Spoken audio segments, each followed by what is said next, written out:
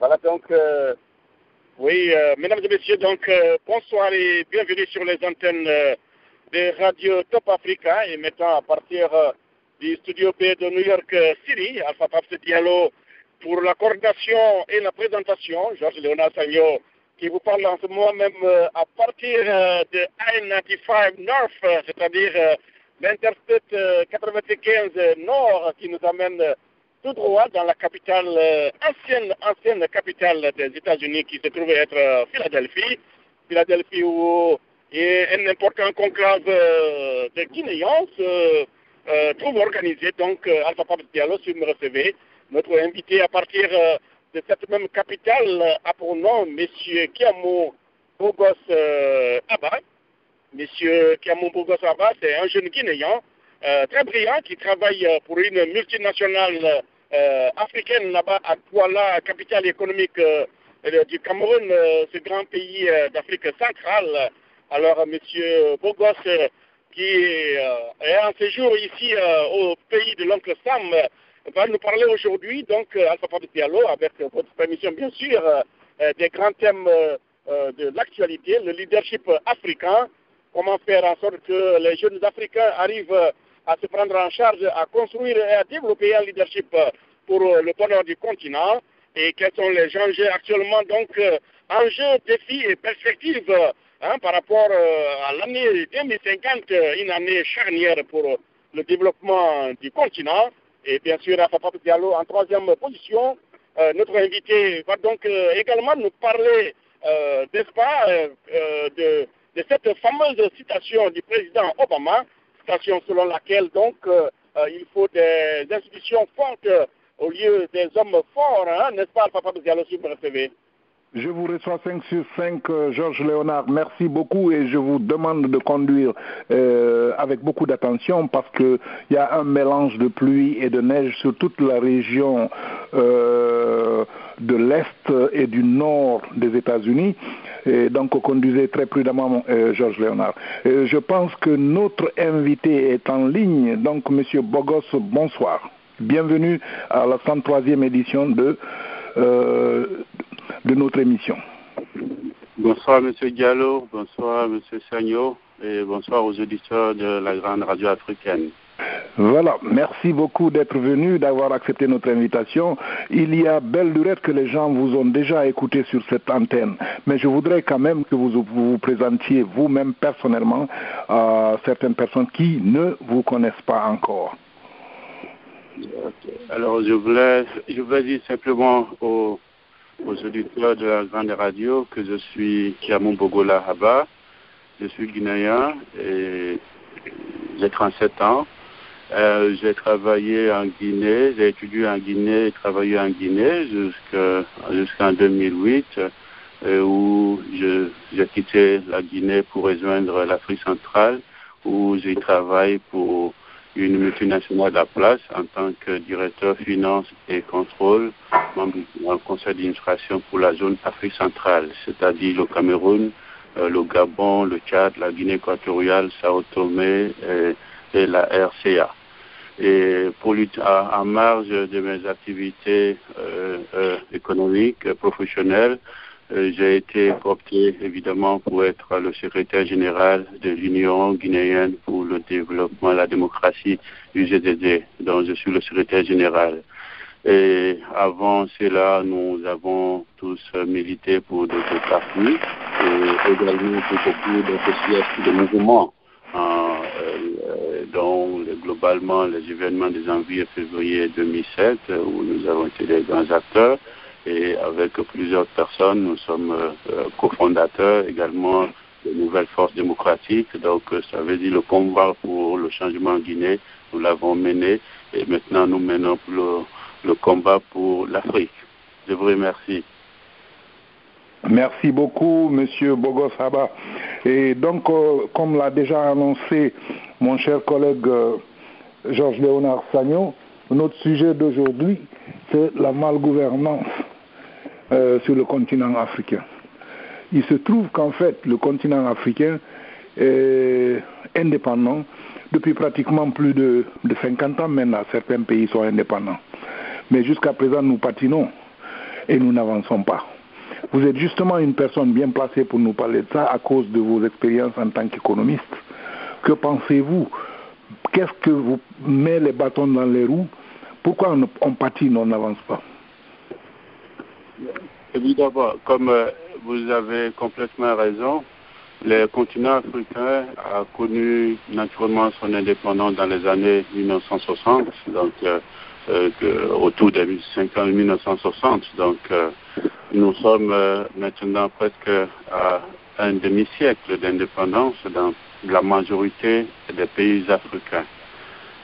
Il se trouve que nous sommes également confrontés à la même situation que depuis des années d'indépendance. C'est vraiment un paradoxe. Et c'est un paradoxe d'autant plus que l'Afrique a aujourd'hui des ressources naturelles tellement importantes qui fait d'elle l'une des puissances en termes de ressources. Et c'est également paradoxal pour l'autre fait que l'Afrique fait partie des continents où la démographie est encore plus florissante parce que le taux de scolarité, le taux de natalité en Afrique est très élevé, la population est très jeune et elle est dynamique. Nous ne pouvons pas donc comprendre que malgré tous ces facteurs humains, ces facteurs économiquement importants, et la position géographique de l'Afrique qui fait d'elle un continent plus ou moins stable en matière de catastrophes naturelles nous conduit de cela. En parlant de catastrophes naturelles, je vous dis, vous êtes conscient que l'Afrique pour le moment n'a pas connu des grands mouvements comme nous avons connu en Haïti, comme les tempêtes comme Sandy et tout. Donc l'Afrique est naturellement bien dotée et elle est stable sur ce plan-là. Donc, nous pouvons normalement nous espérer être parmi les pays les plus puissants. Donc, pourquoi tout cela? Parce que, évidemment, nous résumons cela, nous, en termes de problématique, comme nos diagnostics se trouvent être concentrés sur un seul mot, le leadership. D'où je suis content que nous abordons ce thème. C'est donc, la problématique de l'Afrique aujourd'hui, c'est un problème de leadership. Parce que vous avez que l'Afrique a connu trois générations de leaders. Nous avons connu les premiers leaders de l'indépendance, les leaders nationalistes. Allô? Je peux continuer? Je vous reçois. Quelqu'un a du bruit autour de lui. Moi, je vous reçois. Voilà. Je vous disais que donc, les années de l'indépendance, nos premiers leaders, qui étaient tous des leaders nationalistes, ont fait ce qu'ils pouvaient faire pour maintenir les intégrités territoriales. Cela ne nous a pas. Ceci a conduit à une autre génération, la génération des leaders militaires, donc de la gestion des coups d'État, où nous avons connu des leaders politiques qui sont tous issus des coups d'État. Et nous avons connu un troisième groupe que nous appelons les leaders de l'ajustement, c'est-à-dire des civils qui ont collaboré avec des militaires pendant une vingtaine d'années et finalement qui se sont mués en opposants politiques ou qui sont aujourd'hui dans les mouvances. Donc ce sont donc ces trois générations qui ont géré l'Afrique jusqu'à maintenant. Et cette génération est pratiquement à la fin, étant donné qu'ils sont tous dans les années 60, ils sont tous nés avant l'indépendance ou au moment des indépendances. Donc ça veut dire que l'Afrique est à l'aube d'une nouvelle génération qui doit prendre les choses en main. C'est-à-dire les générations qui ont étudié, qui sont nées après les indépendances. Donc ça veut dire que les années à venir, les 10 années à venir seront des années très importantes pour l'Afrique. Ça sera des années de transition. Donc, il faut penser donc à un nouveau leadership. Et puis, par le leadership, je voudrais également soulever les acteurs aujourd'hui qui dirigent l'Afrique.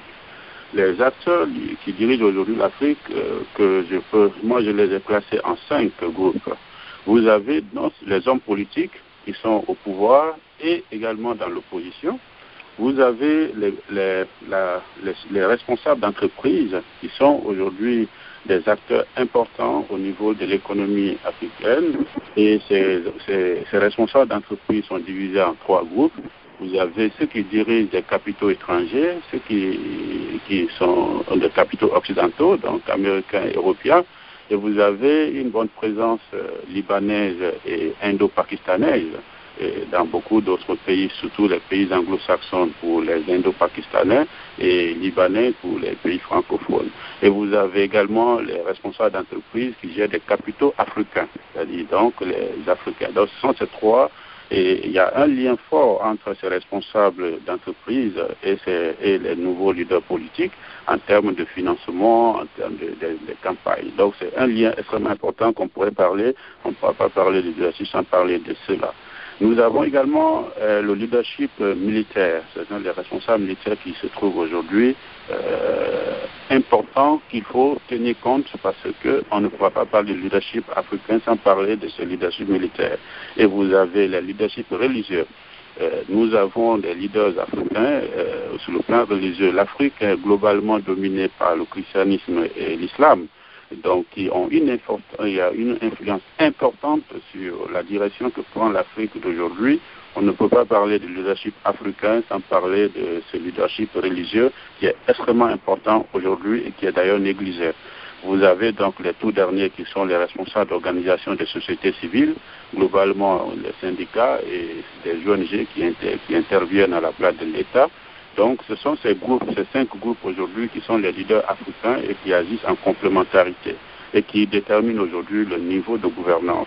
Donc la transition dont je vous parle qui aura lieu dans ces années-là doit absolument se focaliser sur quel rôle doivent jouer ces 5 leaders, ces 5 groupes de leaders et quel type de lien faut-il avoir. Parce que, donc c'est ça un point de la discussion. Mais par contre, l'autre, par rapport toujours à votre question, il y a une question importante que vous avez d'ailleurs posée et que je risque à poser parce que moi j'ai défini le leadership comme cette capacité qu'ont les hommes et les institutions à fabriquer des décisions et des visions, d'une part, et à déterminer les moyens efficaces et pertinents de l'exécution de ces visions et dans le temps imparti. Et si, dans cette définition, vous voyez que je parle de leadership des hommes et de leadership des institutions. Aujourd'hui, globalement, le leadership des institutions, ces institutions peuvent être des institutions politiques, donc ce soit les institutions républicaines ou les partis politiques, ou également des entreprises ou des ONG qui sont formalisées, qui sont des institutions morales, qui ont un pouvoir important sur la gestion. Et ça peut être également un leadership humain, donc des hommes. Et si vous constatez, ces institutions-là sont faites par des hommes. La question principale qui se pose à ce niveau, alors, est-ce que l'Afrique d'aujourd'hui a-t-il besoin d'hommes forts ou d'institutions fortes?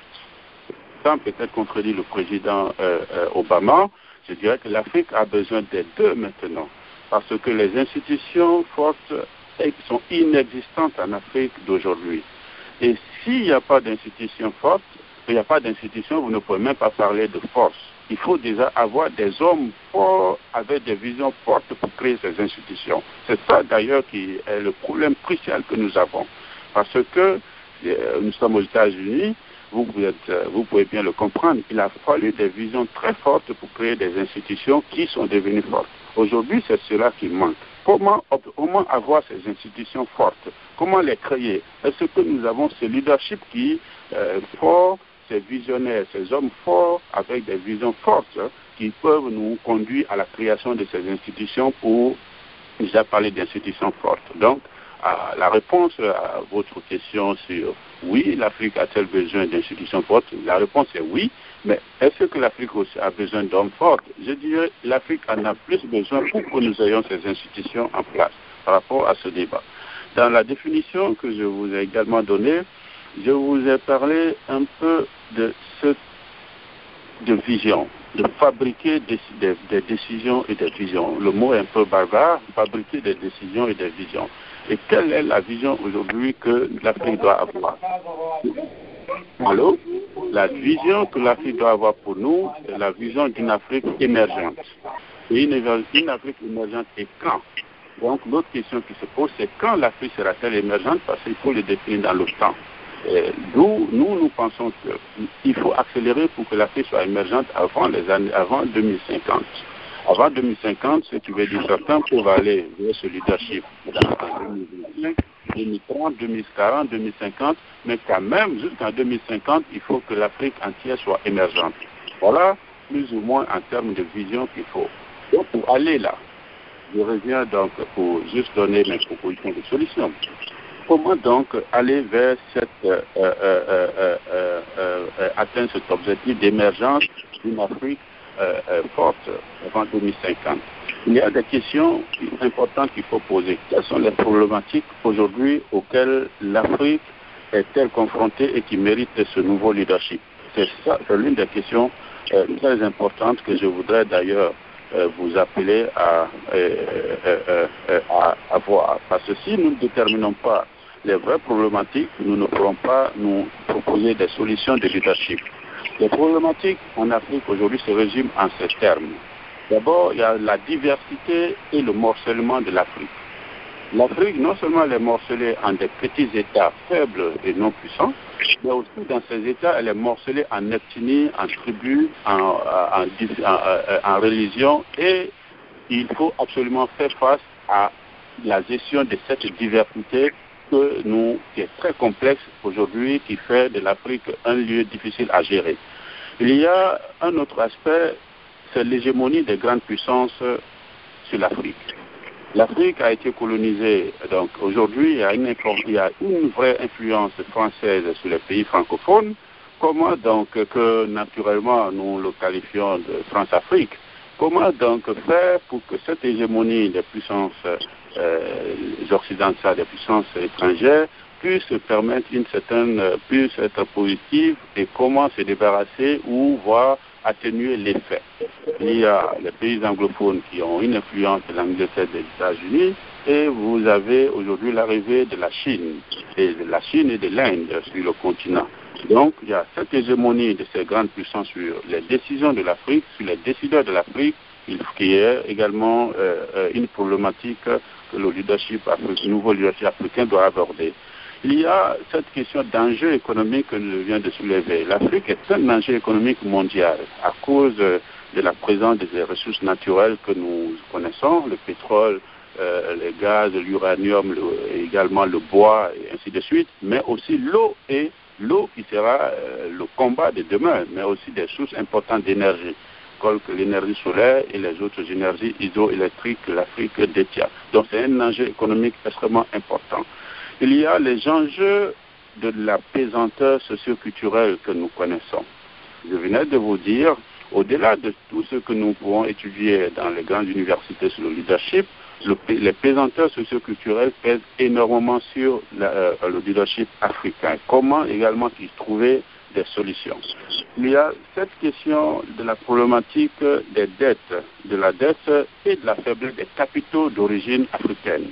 Nous avons beaucoup de multinationales, beaucoup de sociétés, mais vous posez la question, combien détiennent les Africains dans ces multinationales, alors que le marché africain dans les années 50 sera l'un des marchés les plus porteurs en termes de connaissances et en termes de profitabilité après l'Asie. Après, naturellement, l'Asie vu également le potentiel africain dans les années 50. Avons-nous des capitaux dans ces multinationales qui intègrent l'Afrique? Avons-nous des capitaux? Et est-ce que nos dettes de nos États permettent-elles un investissement structurant? Voilà des questions importantes qui sont des problématiques qui se posent à la nouvelle génération qui doit prendre les choses à main. Il y a également cette question de conflit des générations que je venais de vous citer. La génération des indépendants se tend vers sa fin. Et il y a une nouvelle génération qui ne connaît pas la colonisation et qui également a étudié dans des grandes écoles, également l'école de l'Internet, qui est l'école universelle, et qui aujourd'hui va prendre les choses en main. Comment allons-nous faire cette transition importante? C'est une problématique que le nouveau leadership africain doit aborder. Justement, permettez-moi de vous interrompre, M. Bogo Saba. Vous venez juste de mettre le clou, de toucher le clou du problème. C'est qu'il y a une génération, il faut reconnaître d'abord, avant tout, je nous ramène un peu en arrière, un peu d'histoire. L'Afrique a été colonisée, mais la colonisation en tant que telle, elle n'a pas duré beaucoup plus d'un siècle. Et ensuite, nous sommes indépendants depuis un demi-siècle. Donc il faut attendre une génération qui soit née après les indépendances, c'est-à-dire la génération d'aujourd'hui, que celle-là étudie l'Internet et qu'elle étudie à l'extérieur, c'est-à-dire dans les grandes écoles en Europe ou en Amérique du Nord, pour venir rétablir la situation chez nous, pour avoir une bonne gouvernance. Pourquoi ceux qui se sont battus pour cette indépendance, qui ont pourtant étudié, la plupart d'entre eux ont fait des études supérieures en Amérique du Nord, même s'ils n'avaient pas à l'époque l'Internet, mais pourquoi ces gens-là n'ont pas pu avoir la bonne gouvernance? Là, les Africains sont divisés. Quand on nous pose la question, certains disent « oui, c'est notre faute, c'est parce que nous n'avons pas le sentiment de patriotisme ». D'autres disent « non, ce n'est pas de notre faute, c'est les anciennes colonies qui continuent à nous néocoloniser. Parce que c'est eux qui amènent la corruption, c'est eux qui organisent des coups d'État, c'est eux qui mettent celui qu'ils veulent au pouvoir. » Qu'est-ce qui vous dit que cette nouvelle génération dont vous parlez ne sera pas victime de la même chose, M. Abba? Exactement, c'est ce que je voudrais d'ailleurs vous dire. Je suis un acteur important de la nouvelle génération. Je peux vous dire que je pense que c'est une génération très décomplexée qui arrive. Et, il faut absolument cela. Ce n'est pas juste qu'ils sont sortis des grandes écoles américaines ou européennes, mais ils sont également sortis des grandes écoles africaines. Ce que l'Afrique a comme avantage extrêmement important, et que cette génération a comme importance, c'est d'ailleurs la manière dont cette couche a acquis l'éducation. Je me rappelle que, pour les connaisseurs, pour ceux qui connaissent mon pays, la Guinée, j'ai commencé mes études en 1984. Et en 1984, j'ai commencé les études et on m'a commencé à mettre dans ma tête que l'État ne va plus t'employer. Donc, par conséquent, tu es formé pour travailler pour toi-même, pour chercher, pour faire ton seul occupe toi-même. Et cette nouvelle génération, je crois, a connu cette éducation de libéralisme qui pense exactement au mérite. C'est un avantage extrêmement important. J'ai également étudié dans un contexte où vous et moi, nous n'avons pas connu la colonisation. Donc, nous n'avons pas vécu, à part ce que nous avons écouté dans les livres, l'avons lu dans les livres d'histoire, nous n'avons pas subi. Et qui ne subit pas, donc nous sommes largement décomplexés. Nous sommes arrivés également à un siècle, qui est un siècle de mondialisation, où l'information est planétaire. À la date d'aujourd'hui, nous avons des atouts énormes. Nous avons l'information disponible et à moindre coût à partir des nouvelles technologies de l'information que cette génération a. Et vous avez vu le résultat de ce travail que fait dû à cela, qui est également ce qui se passe aujourd'hui en Afrique du Nord. C'est également cette génération qui a fait ces révolutions. Vous avez un autre avantage que les autres n'ont pas d'ailleurs. Certes, beaucoup d'entre nous ont étudié dans les langues qui sont aujourd'hui universelles, comme l'anglais, le français, l'espagnol, et également d'autres font l'arabe et même le mandarin, c'est-à-dire la langue chinoise. Donc les Africains aujourd'hui, ils étudient dans des langues qui les enlèvent complètement la barrière. Et Allô, le studio? Allô? Allô, le studio, Alpha Papa Diallo, est-ce que vous recevez? Je vous reçois 5 sur 5, Georges Léonard. Papa Diallo, je voudrais féliciter notre invité pour le parcours déjà fait. Il est brillant, mais je voudrais juste vous faire un update, comme on le dit ici. Alors, quand nous ouvrions cette grande émission, nous étions à la frontière entre Delaware et Pennsylvanie, l'État de Pennsylvanie, vous le savez. Alors, au moment où nous vous parlons, nous sommes à la hauteur de l'aéroport international de Philadelphie. Cet grand aéroport n'a pas fermé malgré donc le brouillard qui s'est abattu donc sur la ville, la neige mêlée à de la pluie. Nous continuons donc à pratiquer l'Interstate 95 North, comme on le dit ici aux États-Unis. Donc, alors cette route qui vous amène dans l'état de Maine. Alors, à Philadelphie, ici, à Alpha Papa Diallo, le temps est très mauvais, comme vous l'avez signalé en début d'émission. Mais malgré cela, le vol continue. Donc, il y a des avions qui atterrissent, il y a d'autres qui décollent pour aller à leur direction. Donc, dans un instant, nous allons vous retrouver. Mais Alpha Papa Diallo, je tenais quand même à vous dire que nous ne pouvons pas continuer cette émission sans rendre un vibrant hommage à notre confrère Ousmane Sow, qui était donc un grand journaliste panafricain du grand journal Jeune Afrique, est donc décédé le 25 décembre dernier à Montréal des suites de maladie. Ce grand combattant de la liberté et de la démocratie était malien, donc Ousmane Sow va être inhumé cet après-midi dans un cimetière de Montréal. Voilà donc la triste note Alpha Pars Diallo. Je voudrais, avec votre permission et au nom de toute la rédaction, rendre un vibrant hommage à ce brillant homme malien, panafricain. Ousmane Sow était un grand défenseur de la liberté et il était un grand admirateur et défenseur de IBK. IBK, vous le savez, c'est Ibrahim Boubacar Keïta, ancien premier ministre malien, aujourd'hui homme d'État, homme politique dans ce beau pays qu'est le Mali. Alors la question que je m'avais posée à notre invité est la suivante. Il séjourne actuellement au pays de l'oncle Sam et le thème qui nous regroupe, c'est le leadership africain. Alors, monsieur Thiamou Bogos, vous êtes aussi leader politique, vous allez avoir le temps de positionner votre parti par rapport aux législatives qui sont en cours dans notre pays, la Guinée. Mais vous êtes aux États-Unis 10, où en ce moment même vous participez à un colloque.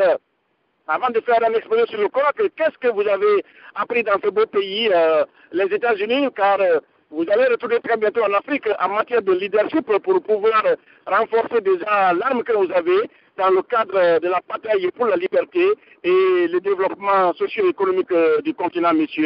Thiamou Bogos Saba. Oui, alors, merci beaucoup, M. Sagno. Ce que je voudrais peut-être vous dire, peut-être ça peut vous étonner, quelque chose d'important que je retiens des États-Unis, c'est cette capacité à valoriser la liberté. C'est cette capacité de cette nation à valoriser la liberté.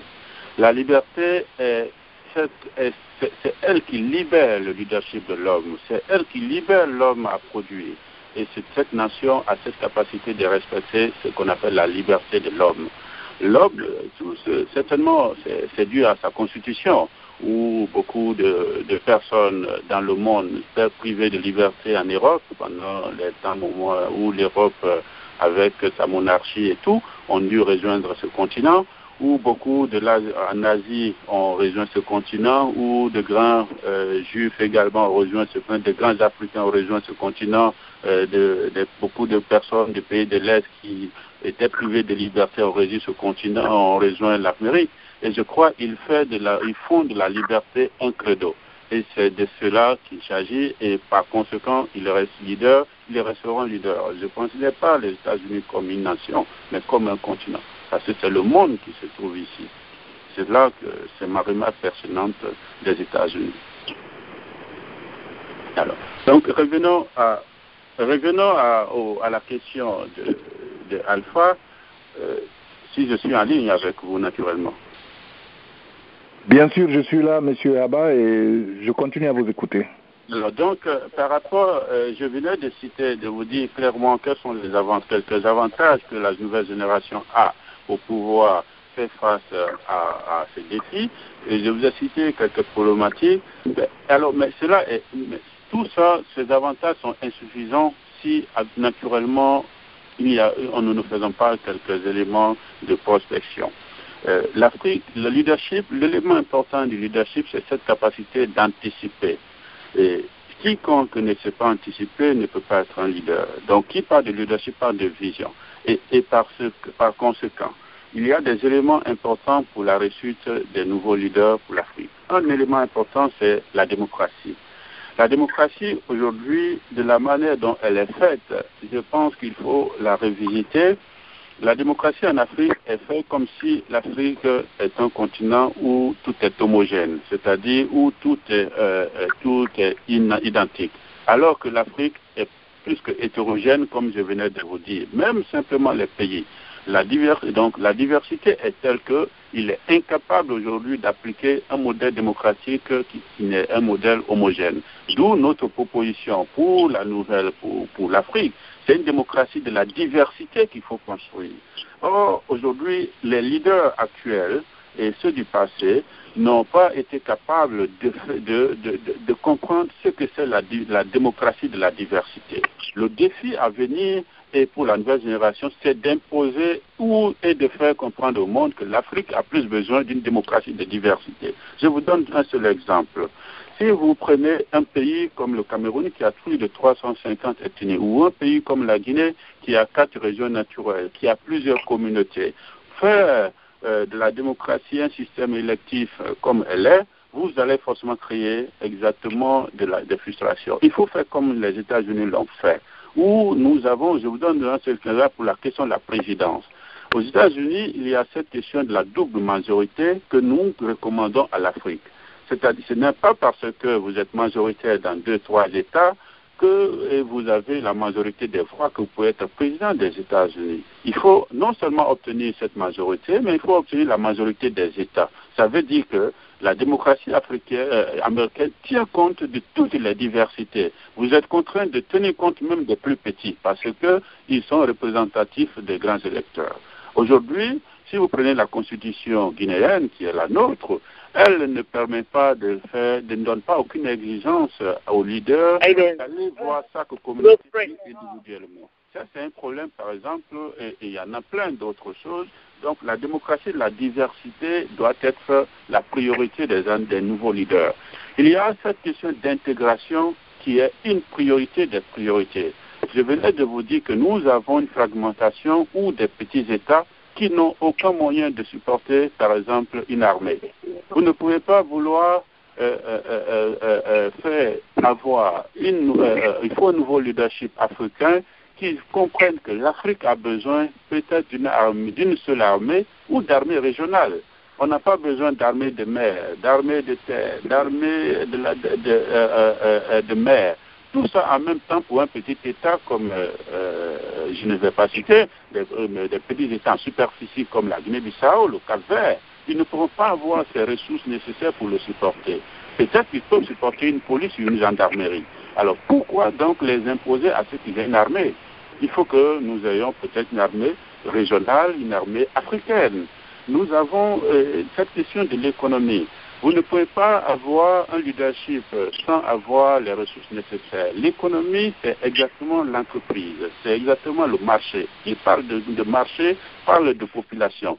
Mais vous voulez que des entreprises s'installent dans des pays où il y a 1 million d'habitants ou moins d'1 million d'habitants. Je prends par exemple la Guinée, des pays comme la Guinée équatoriale, qui n'ont moins d'1 million d'habitants. Comment voulez-vous implanter une grande entreprise avec moins d'1 million d'habitants? Pourquoi ne pas aller vers l'intégration des marchés? En intégrant des grands marchés africains, comme des marchés de Nigeria, 160 millions d'habitants, de Guinée, 24 millions, et intégrer tout ça, vous en faites un grand marché africain. Et ce grand marché, ça veut dire que l'Afrique, la consommation locale, la demande locale pourrait même absorber des milliers d'investissements. Mais aujourd'hui, comme il y a assez de barrières douanières, assez de barrières fiscales, assez de barrières en termes de déplacement des hommes entre ces pays au niveau du travail, alors nous pensons que le marché africain est un petit marché. Alors il faut aller chercher des marchés européens, américains, où nous avons des difficultés d'avoir des produits de qualité, également des moyens. Donc il faut intégrer les marchés pour avoir une Afrique avec un marché local qui demande des investissements importants. Il y a également la question diplomatique. Comment voulez-vous avoir une force importante aux Nations Unies ou dans les institutions internationales avec des petits pays? C'est impossible. Mais si nous sommes regroupés au niveau africain, avec une diplomatie africaine qui parle au nom de l'Afrique, ça nous donnerait de poids pour peut-être être membre du Conseil de sécurité, pour avoir notre droit de veto. Mais la Guinée seule ne peut pas se lever pour demander un droit de veto, le libéral, la Sierra Leone, et vous ne pouvez se dépendre de l'hégémonie des puissances étrangères. C'est impossible. Mais là, dans ce cas, pour faire ces éléments, vous êtes contraint de vous débarrasser de votre souveraineté. Est-ce que les nouveaux leaders africains que nous aurons sont prêts à se débarrasser de leur souveraineté sur des questions importantes comme cela? C'est là des questions. Et deux, nous parlons de coup d'État. Mais si vous avez une armée qui ne dépend plus d'un seul État, avec un commandement intégré, soit ouest-africain, ou un commandement intégré africain, alors comment cette armée va faire un coup d'État contre un président? Ce n'est pas possible. Ce n'est pas la police qui va faire un coup d'État contre un président s'il y a une armée africaine. C'est voilà, la seule manière de mettre fin à ces coups d'État est que ces armées soient utilisées par des hommes politiques qui les utilisent au lieu de faire la défense ouest du territoire, mais les utilisent contre les populations, c'est de les enlever le contrôle de ces armées-là.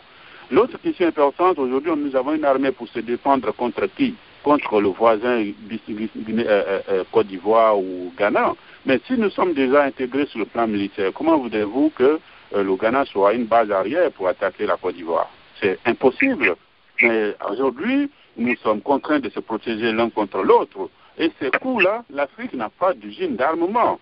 L'Afrique n'a pas d'usine d'avion. L'Afrique n'a pas d'usine de bateaux de guerre. Alors, où tout ça, il faut l'importer à l'étranger.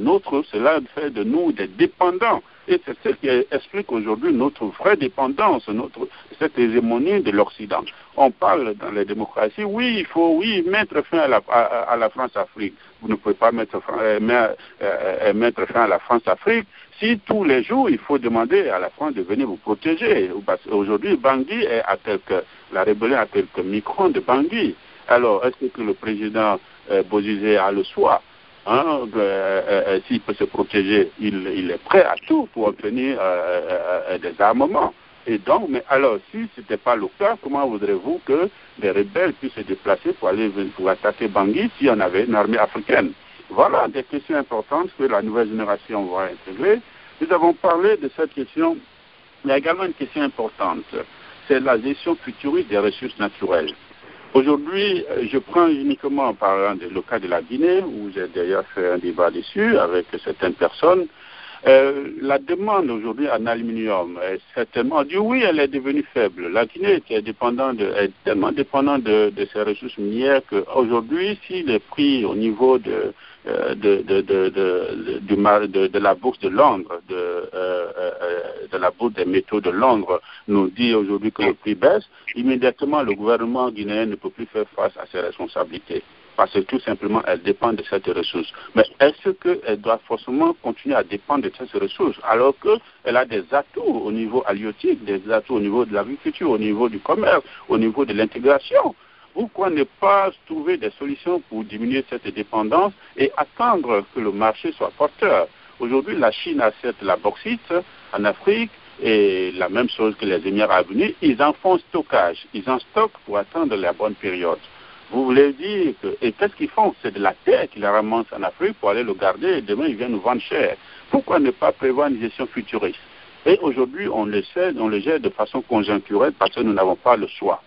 Un pauvre ne peut pas être dépendant. Il est contraint de tout dilapider. Et c'est ce qui se passe aujourd'hui des ressources américaines, des ressources africaines. Les États-Unis ont des ressources importantes en pétrole, mais ils n'ont pas utilisé tout ça depuis. C'est une nation indépendante. Ils en font des réserves. Mais aujourd'hui, tout est dilapidé parce que nous ne voulons pas trouver d'autres ressources pour nos États. Nous voulons utiliser, et tout ça, l'armement de ces ressources, la vente de ces ressources ne servent qu'à acheter des armes pour supporter nos armées, pour des dépenses de souveraineté, non des dépenses de développement. Voilà des questions importantes que le nouveau leadership africain doit tenir compte. Et il faut être stratégique pour le faire. Il y a plein d'autres solutions importantes. Nous avons parlé de la gestion, il faut également la gestion capitalistique des entreprises africaines. Regardez aujourd'hui, qui parle d'accumulation de capitaux parle de profit. Combien d'entreprises créées par des Africains, qu'ils soient étatiques ou par des privés, sont profitables? C'est excessivement rare parce que nous ne savons pas distinguer la gestion du bien public de la gestion du bien privé. Les entreprises créées en Afrique aujourd'hui sont gérées avec efficacité. On nomme des conseils d'administration pour des sociétés comme la société de télécommunications, des sociétés de mines, où c'est des décrets qui nomment des directeurs d'entreprise, des directeurs financiers d'entreprise, des contrôles des gestions d'entreprise. Ils nomment des directeurs des ressources humaines, qui nomment des directeurs marketing. Tout simplement parce qu'ils ont une influence et il faut les récompenser pour leur appartenance au parti au pouvoir. Comment voulez-vous avoir des entreprises concurrentes qui pourront non seulement conquérir l'Afrique et conquérir le monde avec des personnes qui n'ont aucune vision de la gestion d'entreprise? Voilà pourquoi aujourd'hui ces sociétés tombent tous les jours en faillite.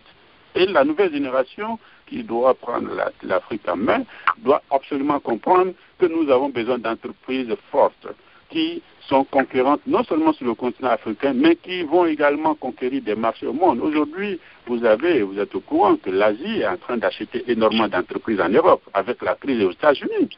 Alors, est-ce qu'aujourd'hui, quand il y a eu la crise, quelle est l'entreprise africaine qui a acheté les entreprises américaines ou européennes? Aucune entreprise africaine, peut-être que je n'ai pas les statistiques, mais l'Asie a presque tout acheté là. Alors, parce que nous n'avons pas d'entreprise forte. Voilà pourquoi il faut également un leadership dans la gestion privée de ce que nous sommes en train de le faire. Nous avons cette question de la mauvaise gouvernance. Aujourd'hui, il est impossible pour un investisseur de vouloir faire des investissements sans contrepartie. Tous les hauts cadres demandent toujours des contreparties pour signer un document, pour la mise en place d'une société, ainsi de suite. On ne peut pas le faire, on ne peut pas fonctionner comme ça. Il faut absolument lutter contre la corruption. Et d'où un élément important, je profite de l'occasion pour remercier la presse. L'acteur de ce changement important qui va venir, ça sera les médias, incontestablement les médias. Tous les autres acteurs que je venais de citer qui sont importants ne pourront jamais, ils seront toujours en complicité. Les religieux seront en complicité avec les hommes du pouvoir. Les entrepreneurs africains qui n'ont pas de morale ou d'éthique de gestion, globalement que j'ai cités, à part les entreprises à capitaux étrangers qui sont plus ou moins neutres, tous ceux qui sont des entreprises à capitaux locaux appartenant à des locaux ou de l'informel sont les bailleurs de fonds des politiques, même s'ils sont médiocres. Donc ça veut dire vous ne pouvez pas compter sur ceux pour pouvoir faire le changement. Les religieux, vous ne pouvez pas compter sur eux. Les militaires également trouvent leur pain dans la situation actuelle, parce que être général en Afrique ou être même capitaine en Afrique, c'est un privilège, c'est un pouvoir important. Les pouvoirs, les arrachés, compter sur eux pour faire le changement, nous nous trompons. Mais celui-là qui va nous aider à pouvoir obtenir ce changement, ce seront les médias. La transparence est l'ennemi de la corruption. La transparence est l'ennemi de la corruption. Dès que nous avons la transparence, immédiatement la corruption va fuir. Et pour qu'il y ait la transparence, il faut que Facebook, qui est aujourd'hui un outil accessible, les Twitter, les médias, les télévisions, les radios, soient mis à contribution. Et également, un autre point important, il faut trouver une aide aux journalistes africains. Parce que pour que nous ayons des journalistes objectifs, il faut absolument une indépendance financière de ces journalistes. Mais les journalistes africains aujourd'hui sont dans la misère. Et la presse devient alimentaire parce que tout simplement, le journaliste n'arrive pas à vivre de son métier. Donc, il faut trouver une situation pour que les médias soient la solution qui accompagnera ce changement du niveau africain que nous proposons. Voilà plus ou moins par rapport à votre question. Pourquoi je pense que ce changement de génération qui va avoir lieu dans les 10 années à venir sera extrêmement important et c'est une nécessité. Elle sera naturelle parce que l'âge pousse l'ancienne génération à se reposer et elle sera également brutale. Mais il faut le faire pour que cette transition soit douce, ne soit pas une transition violente. C'est extrêmement important. Très bien, M. Haba. Et pendant qu'on parle de presse, j'aperçois ici que M. Lamine Condé et Ismaël Kaba, qui sont des collègues et des congénères, ils vont aussi peut-être poser leurs questions. M. Ismaël Kaba, on commence par vous avant d'arriver chez M. Lamine Condé.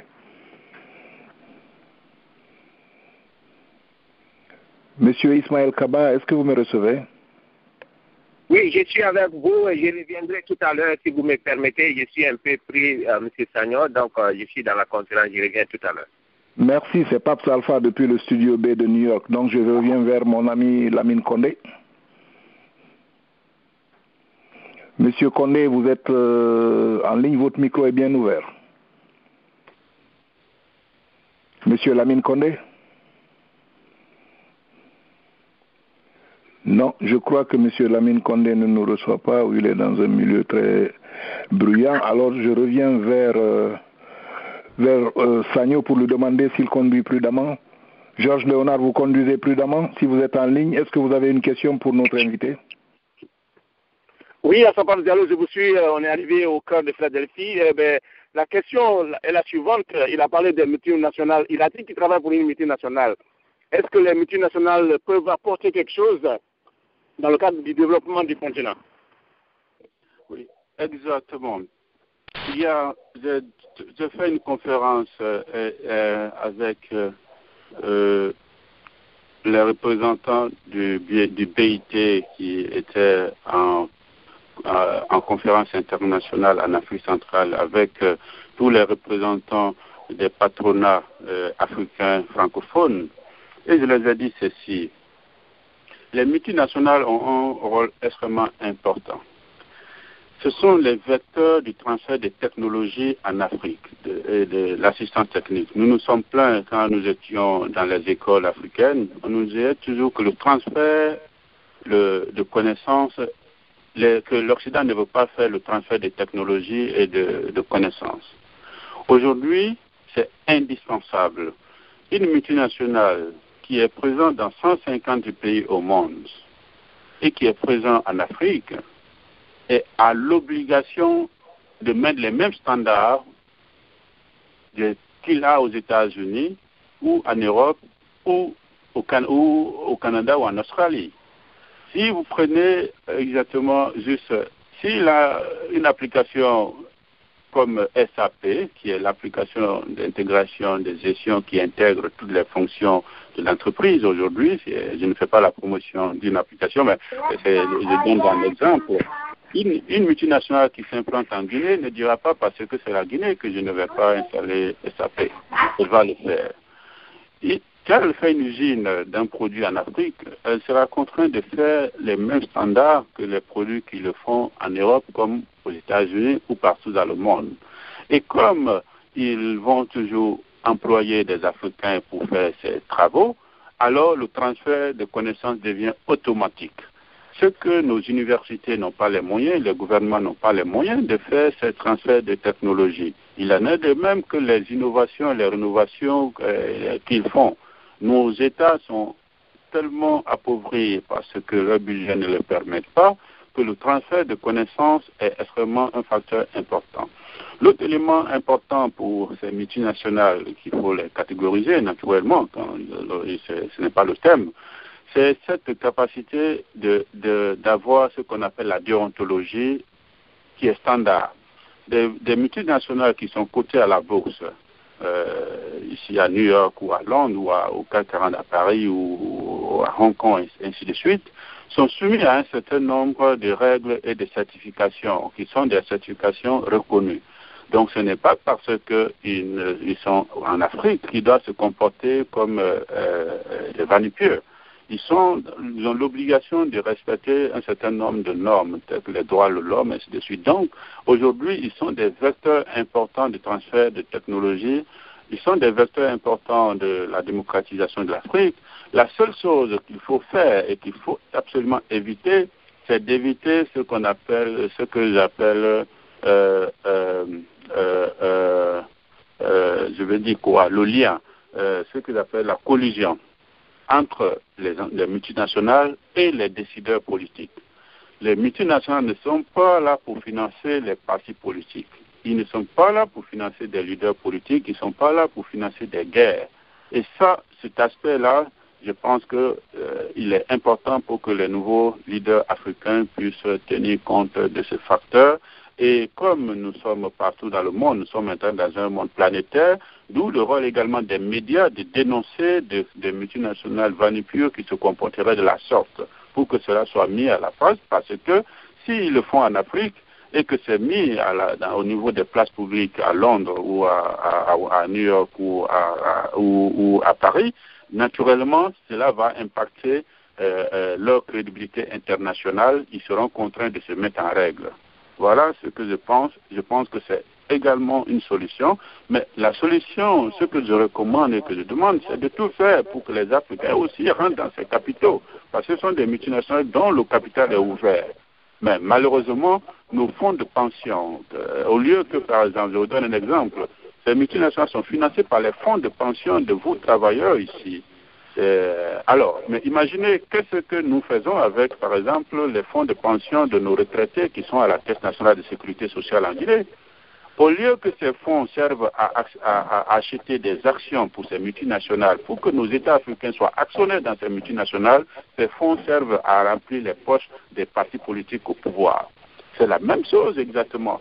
L'ensemble aujourd'hui, la constitution des capitaux aujourd'hui que vous avez, ce sont des capitaux qui sont faits par des fonds de pension américaines, anglaises, allemandes. Mais aujourd'hui en Afrique, ces fonds de pension sont inexistants là-bas.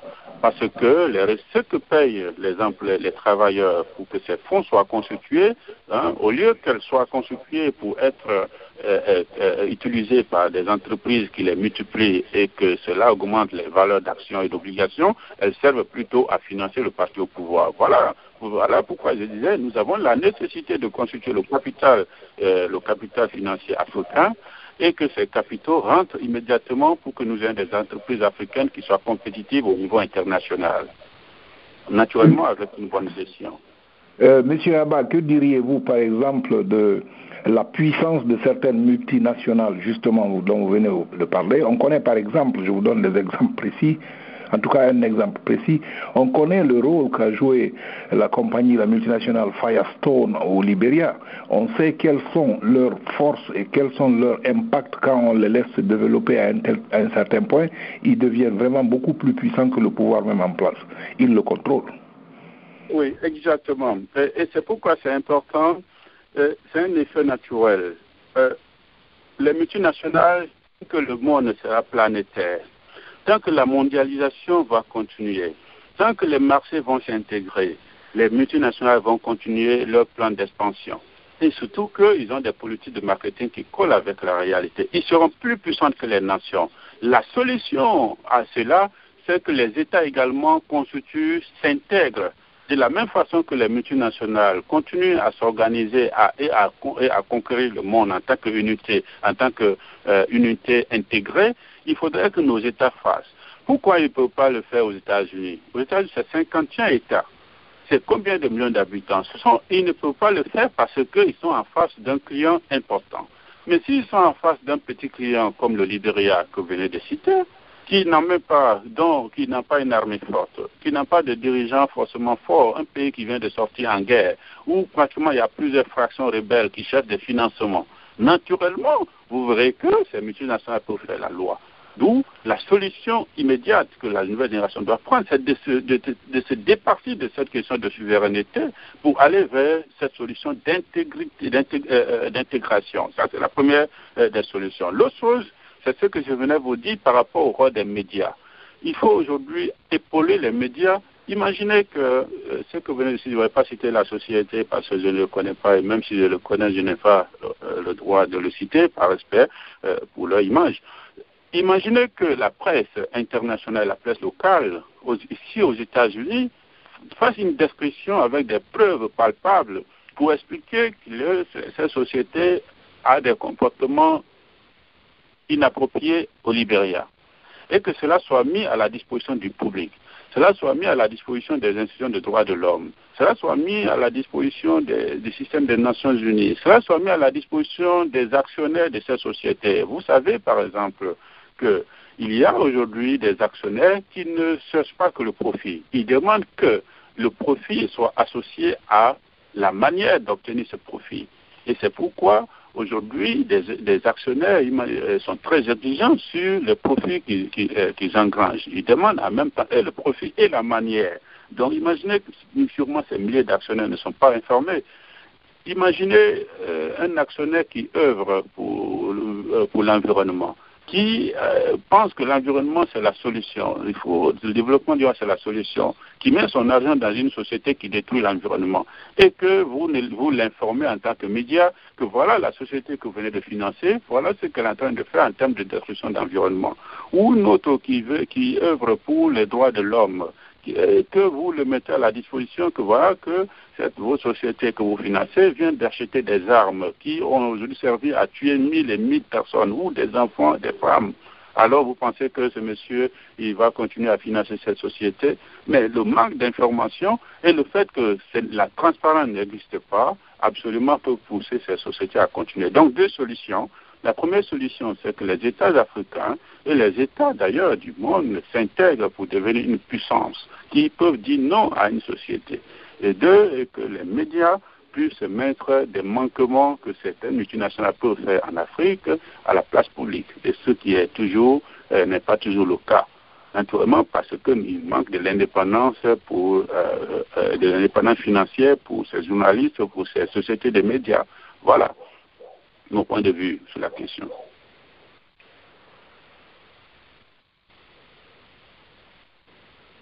Allô? Alors oui, je vous reçois 5 sur 5. Je vous remercie pour cette réponse. Et aussi, je voudrais signaler quelque chose, un autre aspect du problème. C'est que les organisations internationales, les organisations comme nous connaissons maintenant l'Union européenne, j'ai été boursier, j'ai fait un stage à l'Union européenne. C'est juste quand je finissais de faire mes études. J'étais au centre de presse. Et j'étais à Bruxelles le jour où la communauté européenne fixait le prix de la banane et le prix de l'aluminium. En tant que Guinéen, je me suis senti très choqué. Je me suis dit, mais comment vous pouvez fixer le prix de la banane comme si elle poussait derrière les fenêtres ici à Bruxelles, ou bien l'aluminium comme si on le creusait en banlieue de Bruxelles ici, alors que vous n'invitez même pas les pays producteurs. Voilà le problème qui s'est passé sur le cas, par exemple, de l'aluminium, c'est que l'Australie et le Canada vendent de l'aluminium. Et les Ukrainiens également. Et les Ukrainiens, donc, vendaient l'aluminium moins cher. Donc, ils ont rehaussé le prix de l'aluminium cette année-là. Je pense que c'était en 1994.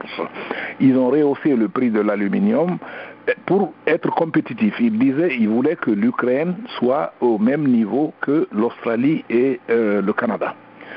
Mais cela n'arrangeait pas la Guinée, je leur ai signalé tout de suite. Je dis, bon, la Guinée produit de la bauxite. Et je sais que l'Ukraine et la Russie sont nos meilleurs, ils sont en tout cas parmi nos meilleurs clients. Ils achètent la bauxite. Donc si vous rehaussez le prix, qu'est-ce qui va se passer? Ils vont acheter moins puisqu'ils vont vendre moins. Alors, est-ce que vous pensez que ça va aider la Guinée? Non, bien sûr que non. Et pourquoi quand vous faites des conférences comme ça, quand vous fixez les prix, vous n'invitez pas les Guinéens, les producteurs? Nous, on ne fixe pas le prix de vos ordinateurs, de vos produits pharmaceutiques, de vos automobiles, etc., etc. On ne fixe pas le prix. Vous fixez le prix, on l'achète. Pourquoi nous ne pouvons pas fixer nos prix? Pourquoi il faut que ce soit vous? L'OPEP, par exemple, je sais que ça existe, c'est une organisation des pays producteurs de pétrole. Mais est-ce que les Africains ne devraient pas eux aussi faire des organisations de pays exportateurs de ceci, exportateurs de cela, exportateurs de cela, pour fixer eux-mêmes leur prix? Monsieur Abba? Très bonne question. Et cette question me va droit au cœur parce qu'elle met un sujet important qui concerne mon pays. Je vous ai dit, je vais parler de la dépendance de mon pays vis-à-vis de cette ressource. Alors, d'emblée, ce que vous devez comprendre, c'est que qui parle de marché parle de demande et d'offre. Et vous savez que avant que l'Ukraine vienne dans le marché libre d'aluminium, il y avait ces grands majeurs qui étaient déterminés par, qui étaient naturellement l'Europe et puis naturellement le Canada. Et l'Ukraine, comme les autres pays, ils étaient tous à l'intérieur du système communiste URSS et que les prix étaient déterminés par le système communiste. C'est donc après la désintégration de l'URSS que l'Ukraine et naturellement les autres pays, ils ont décidé de vendre au marché libre. Et c'est ce qui a fait tomber les cours de l'uranium dans les années 1990. Et si vous constatez, pendant ce temps, la Guinée a connu des difficultés énormes parce que les prix avaient complètement baissé. Et il a fallu, vers les années 94-95, comme je venais de dire, pour que les prix soient rehaussés à la hausse et que la Guinée continue au moins. Et d'ailleurs, en Guinée, c'est ce qui a coïncidé à l'arrivée d'un certain Sidia et consort, qui est un facteur qui les a favorisés. Donc, je connais un peu cette histoire. Mais ce que je voulais dire par rapport à votre question, c'est que tout dépend de la demande et de l'offre. Qui demande l'aluminium, par exemple, au marché? Au niveau de l'aluminium, vous avez quatre niveaux d'intervention. Vous avez d'abord le prix des matières premières extraites, donc la terre. Vous avez le prix de l'alumine qui est la transformation de la bauxite en alumine, vous avez le prix du lingot d'aluminium qui est défini, qui est exactement dont le prix est défini donc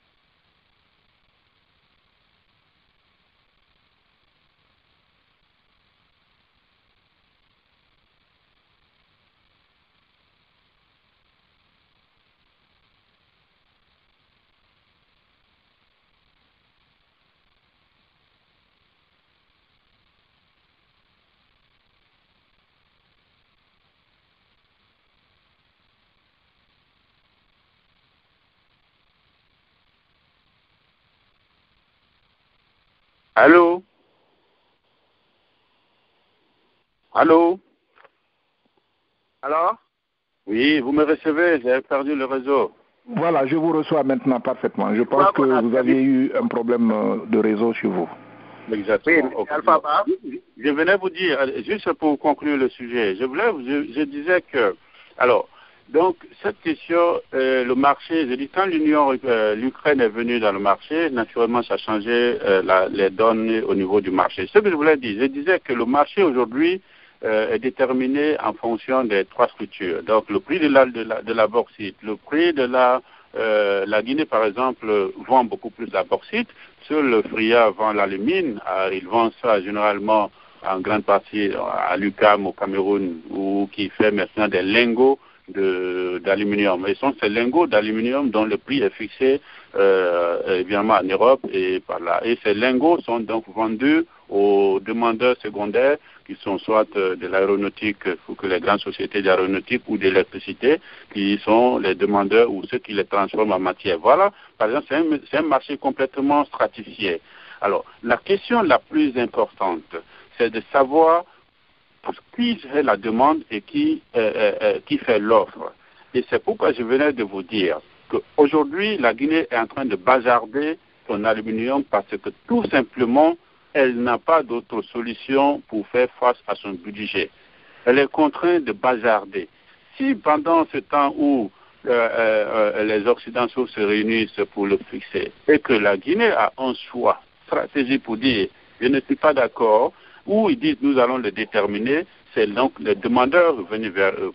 Prenez le cas du cacao, par exemple. En Côte d'Ivoire, les producteurs du cacao de la Côte d'Ivoire ont commencé à profiter du cacao quand la Côte d'Ivoire a pris conscience de sa force en tant que premier producteur mondial de cacao et se dit nous participerons à la fixation du prix et d'ailleurs nous voulons transférer à Abidjan la bourse du cacao. C'est parce que la Côte d'Ivoire se trouvait dans une certaine liberté de décision. Mais aujourd'hui, si les pays producteurs comme la Guinée, même s'ils sont présents, on peut bien les inviter à s'asseoir, mais quelle est leur marge de manœuvre dans la négociation? Ta marge de manœuvre dans une négociation dépend de ta force, soit en tant que demandeur, en tant qu'offreur principal. Mais si bien qu'ils se sont réunis aujourd'hui avec le Jamaïque, avec d'autres pays, pour créer naturellement cette organisation à l'image de l'OPEP. Mais cela n'a pas d'effet. Les usines qui sont construites, tout dépend aujourd'hui de cette question de la gestion efficace des entreprises que nous mettons et d'un plan de gestion futuriste. Mais si, donc, c'est le cas aujourd'hui, même s'ils sont présents dans ces forums, même si vous êtes présent, M. Alpha Mandou, M. Alpha, vous ne pouvez pas donner naturellement peser lourd dans la balance parce que vous n'êtes pas indépendant, vous ne pouvez pas dire non. Parce que si le prix ne me donne pas, je réduis ma production. Mais la Guinée aujourd'hui, au moment où le prix est en train de se dégrader, c'est à ce moment où on cherche à augmenter la production. Parce que tout simplement, on n'a pas d'autre source. Mais qui dit donc les offreurs, par exemple, au niveau du pétrole, qu'est-ce qu'ils font? s'ils sentent qu'ils sont menacés, ils diminuent la production. Ils diminuent la production et ils créent la demande. Donc la demande devient plus forte que l'offre. Ils diminuent l'offre et la demande devient plus grande que l'offre et naturellement les prix grimpent. Et donc il faut avoir cette capacité de gérer les quotas. Mais nous ne pouvons pas le gérer, les quotas, parce que nous dépendons à 100%. D'où je disais, il faut prévoir une gestion futuriste des ressources africaines en évitant d'être dépendant à 60%, à 80% de ces ressources. Voilà. Allô? Donc, oui, donc si on vous a bien compris, c'est qu'aujourd'hui, vous avez parlé de futurisme. Donc, dans cette forme de gestion futuriste, on ne peut plus gérer de façon traditionnelle un pays. Si on le gérait jusque-là de façon traditionnelle, aujourd'hui, on ne peut plus. Ce qui veut dire forcément qu'il faut...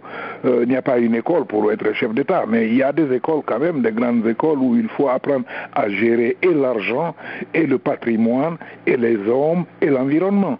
Donc, on a besoin de quelqu'un qui a des connaissances comme ça, ou qui se fait entourer par des gens avec des connaissances comme ça. C'est ce que vous voulez dire?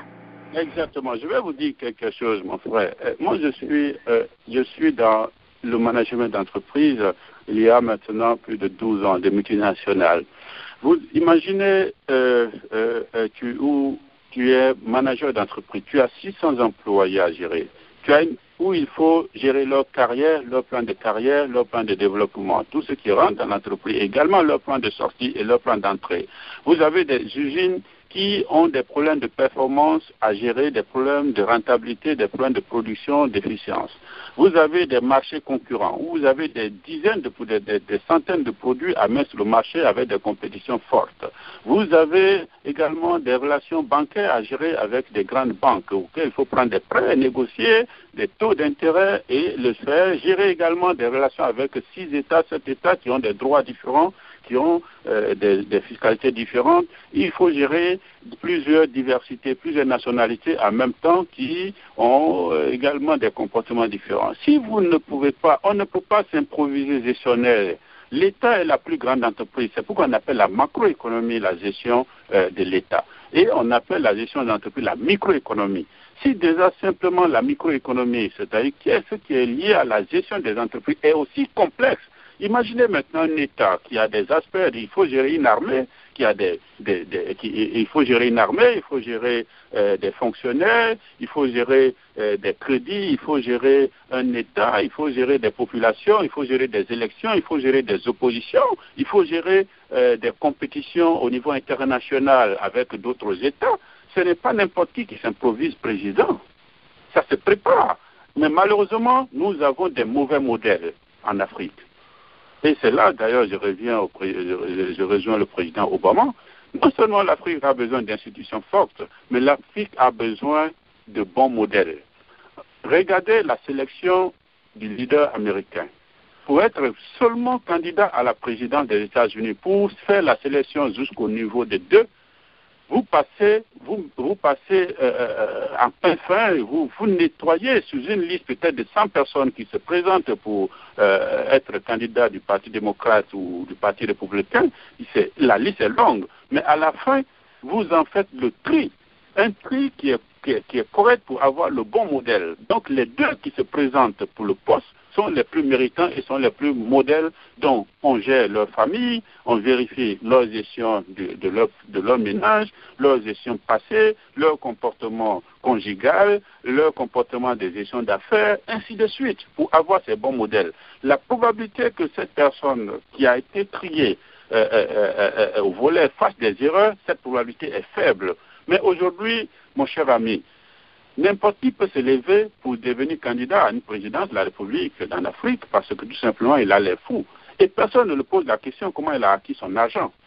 Et d'ailleurs, c'est pourquoi les acteurs que je vous ai cités, ce sont ces acteurs qui sont ces formateurs. Soit ce sont les religieux qui le mettent là, soit ce sont les militaires qui le soutiennent, ou ce sont les opérateurs économiques locaux informels qui le mettent là, et conséquent, ils ne tiennent pas compte d'aucun critère d'objectivité. Donc nous avons des mauvais modèles. Et ces modèles-là, c'est à eux que se comparent de nouvelles de plusieurs générations.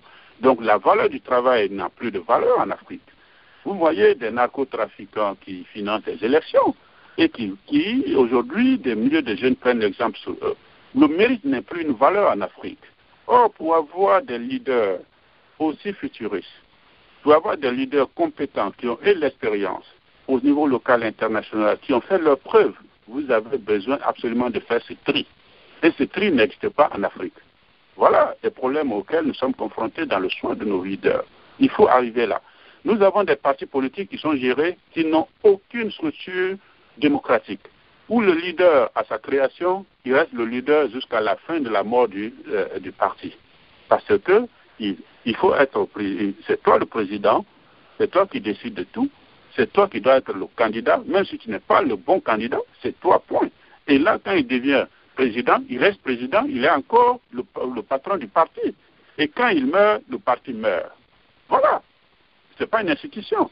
Et là, cette institution forte, dont nous parlait le président Obama, d'où je disais, nous avons besoin d'hommes forts, visionnaires pour créer des institutions pour que ces alternances se passent à l'intérieur. Un parti qui n'est pas démocratique, par exemple, à l'intérieur de sa propre structure, comment voulez-vous qu'ils imposent la démocratie? Voilà des questions importantes. Le choix de nos leaders est important. Nous avons de faux modèles aujourd'hui, tout simplement parce que nous n'avons aucun critère de choix objectif. Et finalement, d'où le problème de la démocratie, de la diversité que je venais de dire, parce que aujourd'hui les ethnies, les tribus, les groupes ethniques se sont ségrégés, ils se mettent derrière X ou Y parce que tout simplement c'est lui qui peut les défendre. Les populations se sont recroquevillées, se sont sécurisées, sont mises en sécurité dans leur groupe ethnique, dans leur région et dans leur religion, ainsi de suite, et pour faire des faux modèles. Et ces faux modèles n'arrivent pas à avoir de vision futuriste. Voilà pourquoi cette question est importante. Oui, merci M. Haba. Je vais voir si mes confrères Ismaël Kaba ou Lamine Condé ont une question pour vous avant qu'on continue. Monsieur Ismaël Kaba, votre micro est ouvert. Allô, Monsieur Kaba? Monsieur Lamine Condé? Notre panel est pourtant très riche, mais je voudrais, avant de permettre à nos nombreux auditeurs qui sont là de vous poser des questions, on va continuer un peu sur la lancée. Et donc, pour se débarrasser de ce système, parce que on a vu, par exemple, le Mali qui partait vraiment, qui avait bien démarré dans le sens de la démocratie. Le président est venu, il a fait un coup d'État, il a accédé au pouvoir, ensuite il a quitté, ensuite il est revenu, il s'est fait élire. Donc c'était vraiment un bon exemple. Il y a le Ghana aussi qui avait donné un bon exemple, mais on vient de voir ce qui s'est passé. C'est tellement fragile que ça peut se passer. Écoute, je crois que cette question, par exemple, du Mali, la question importante qu'il faut se poser, allô? Oui, je vous écoute. Est-ce que le président ATT était vraiment un leader visionnaire? C'est la question importante qu'il faut se poser, parce que après le coup d'État, est-ce qu'il s'est vraiment séparé? N'est-ce pas lui qui a fabriqué Alpha Oumar Konaré? Pourquoi, par exemple, Alpha Oumar Konaré n'a pas permis que sa succession soit institutionnelle? Parce que ce n'est pas l'ADEMAN qui a supporté ATT, Alpha Oumar Konaré, qui a présenté son candidat. Alpha Oumar Konaré a dû supporter ATT contre la volonté, pratiquement le candidat de son parti. Et deux, quand il est arrivé, comment voudrez-vous que, par exemple, que des élections s'organisent en avril, alors que le président devrait quitter en avril, et jusqu'au mois de mars, rien n'était préparé pour qu'il y ait des élections en avril? Posez-moi la question. Le Mali ne s'est-il pas trompé, on ne s'est-il pas trompé pour penser que le modèle malien est un modèle fort? Voilà des questions importantes auxquelles il faut se poser. Quand je vous parle d'hommes forts et visionnaires, c'est de cela qu'il s'agit. Sinon, le Mali a eu des institutions, mais malheureusement des institutions qui étaient construites sur du sable. Elles n'ont pas construit une armée forte, parce que imaginez que le président Alpha Oumar Konaré a été le patron de l'Union africaine. Pourquoi n'a-t-il pas eu cette force nécessaire de penser que son État ne peut pas supporter une armée, étant donné que lui-même il a géré la crise du Nord? C'est lui qui a fait les flammes qui a allumé et éteint les flammes de la paix au Nord, au pays Touareg. Il était conscient que c'est un danger. Est-ce qu'ils ont dû faire l'effort nécessaire pour penser que le Mali seul ne peut pas, avec ses ressources seulement de l'or qu'il a et du coton, peut supporter une armée? Voilà des questions pour dire combien de fois il ne faut pas se leurrer en voyant en face. Le cas du Ghana est un modèle. Le Ghana, depuis l'indépendance, depuis le temps de Kwame Nkrumah, le Ghana a toujours choisi le libéralisme. Malheureusement, bien qu'il ait assez de coups d'État, c'est un peuple qui, aujourd'hui, est habitué. Quand nous parlons, j'ai parlé de l'hégémonie étrangère. Les pays francophones, par exemple, ont énormément de difficultés, vous le savez, parce que le passé des pays anglophones est d'abord un passé démocratique, parce que l'Angleterre, je veux dire la Grande-Bretagne, n'a pas assimilé, aussi la population n'a pas tout changé. Et dans ces peuples, les pays africains, si vous prenez jusque le cas du Ghana, mais rappelez-vous que l'Afrique de l'Est aujourd'hui est en train d'aller vers une fédération. Je veux parler de la Tanzanie, du Burundi, du Rwanda, de l'Ouganda, qui sont des pays de l'Est, qui travaillent dans un système aujourd'hui qui tend vers le fédéralisme, avec une intégration très forte, parce que tout simplement ils ont compris. Le cas du Ghana, c'est un modèle également qui a ses limites. Et je suis sûr et certain qu'il ne faut pas également se leurrer. Il faut aller au-delà pour aller voir quelles sont les institutions fortes qui soutiennent le Ghana. C'est un modèle aujourd'hui supporté qui tient, mais il faut également faire attention et aller consolider ce modèle. Mais tant que le Ghana restera seul, elle ne pourra pas supporter. Le Ghana n'a pas les ressources nécessaires de supporter, par exemple, une armée. Ça, c'est clair, ils ont certainement aujourd'hui une armée disciplinée et tout, mais imaginez si c'est une armée qui peut compétir au niveau international. Non, on ne peut pas. Combien de missiles ont-ils? Combien d'avions de guerre ont-ils? Vous parlez d'État fort aujourd'hui. Et regardez-vous que par ici, nous avons que des réservistes qui vont en guerre, au retour, ils retombent dans la vie privée. Mais aujourd'hui, nous avons des armées de métiers où, de la naissance jusqu'à sa mort, ils restent dedans. Ils n'ont pas d'autres activités économiques à le faire. Alors, ce sont des charges permanentes pour l'État, pour toute nation qui pense que la colonne vertébrale du Ghana est aujourd'hui installée. C'est l'une des questions importantes qu'il faut se poser. Donc, aujourd'hui, nous avons un vrai problème de fondement. Tant que nous n'avons pas de colonne vertébrale, nous n'avons pas de squelette dur, nous ne pouvons pas encore se mettre à financer. C'est pourquoi j'ai dit à célébrer le succès.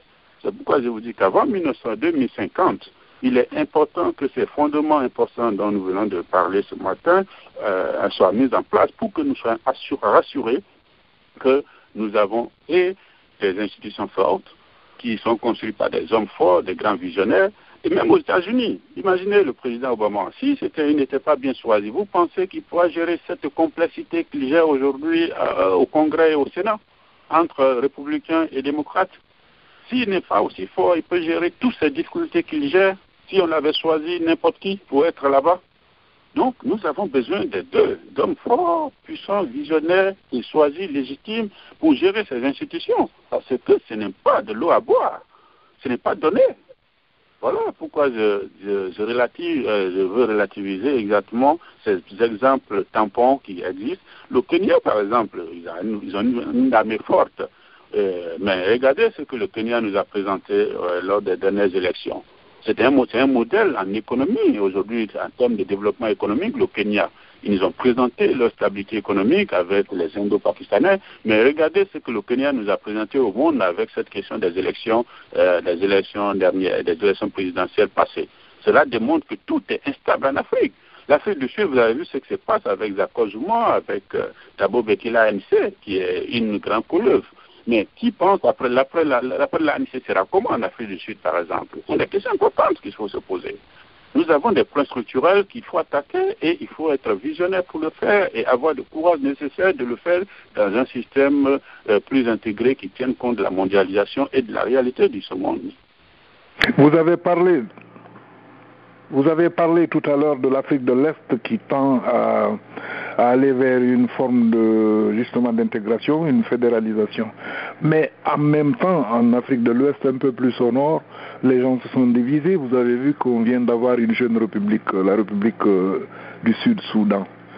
Est-ce que cela me fait penser, moi, à quelque chose? Peut-être que les frontières que nous avons entre nous, il faut peut-être commencer par les briser et ensuite recréer une fédération, parce que ces frontières nous ont été imposées. C'est pourquoi je vous ai dit que la solution première, c'est la démocratie de la diversité. Vous savez, avant que le Soudan du Sud et le Soudan du Nord se séparent, avant déjà le déclenchement de cette guerre, le fondement de la création du Soudan, c'était que ce soit un État fédéral. C'était la demande initiale.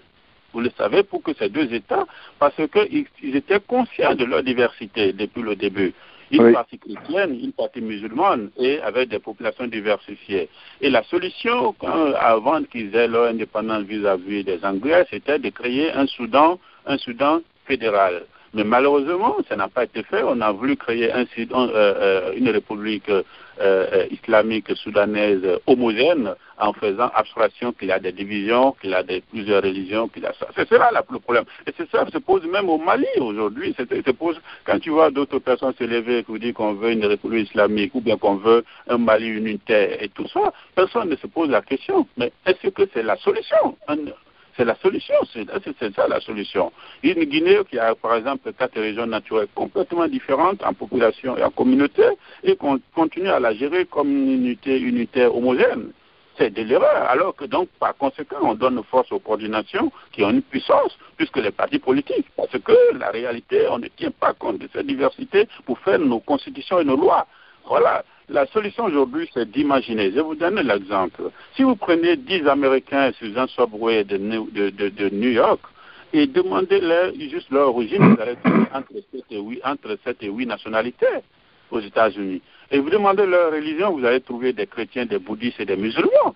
Vous allez trouver des animistes et des athées.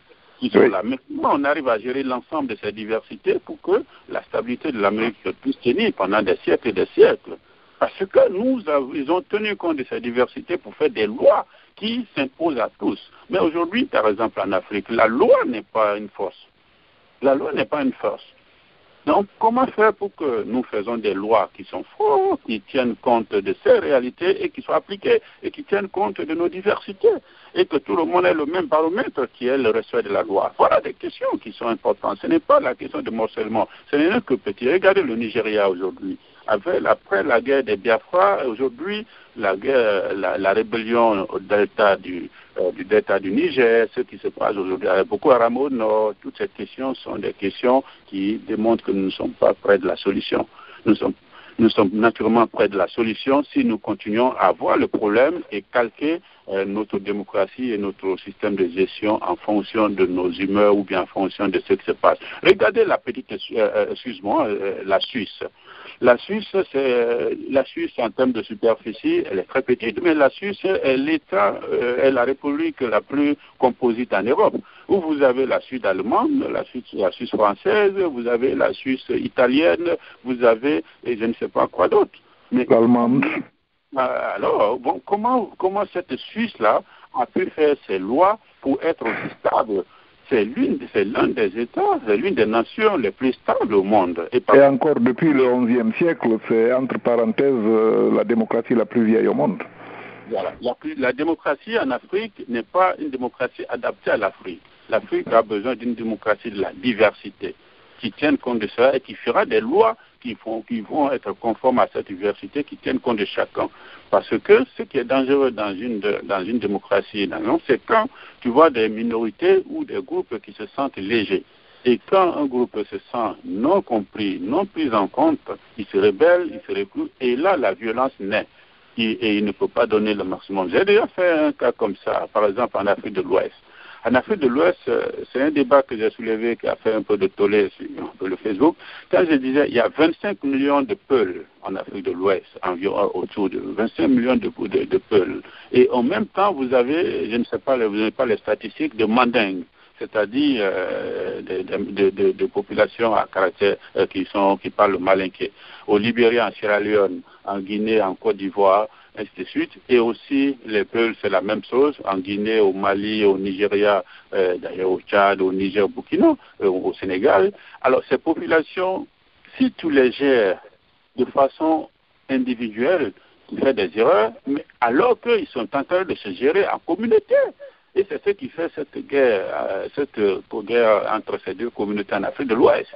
Mais si nous irons de façon, j'étais très heureux d'ailleurs que 400 000 peuples se réunissent au Nigeria, à Lagos, pour célébrer Télé Diallo et